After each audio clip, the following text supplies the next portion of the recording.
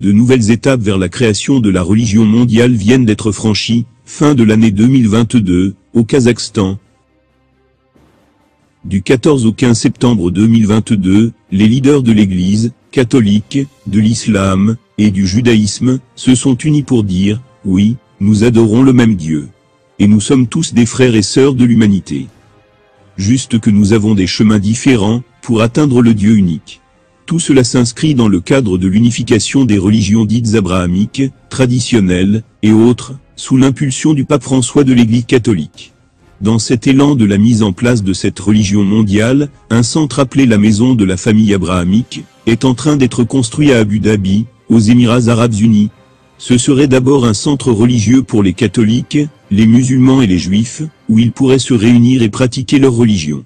L'un des points saillants de cette conférence du Kazakhstan, est que ces dirigeants des religions du monde, ont ratifié des documents appelés documents de la paix et de la fraternité humaine.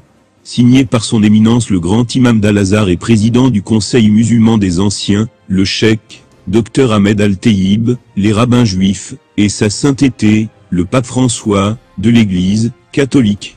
Ce document dit que les différences de couleur de peau, de sexe, de race, de langue et de culture sont des expressions de la sagesse de Dieu, et de la création.